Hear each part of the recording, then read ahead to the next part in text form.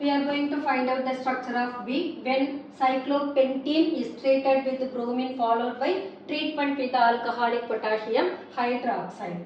This cyclopentene, as it has a double bond, it will undergo addition reaction with bromine. So addition reaction we will get 1,2 dibromocyclopentane and followed by treatment with alcoholic potassium hydroxide. There it undergoes elimination reaction. Compound A la 1,2 position la bromine irukum. So that compound will undergo the elimination twice the time. Appo dehydrohalogenation nadakra pode this alkene is converted into alkyne. So let us write the equation. In the carbon namak alpha va irukra pode this behaves as beta carbon. In the carbon alpha va irukra pode this carbon will behave as beta carbon. So the compound will undergo one more elimination. So we will get the product cyclopentine. So cyclopentene is converted into cyclopentine. உங்களுக்கு இந்த video பிடிச்சிருந்ததுனா like பண்ணுங்க, share பண்ணுங்க, comment பண்ணுங்க and subscribe பண்ணுங்க.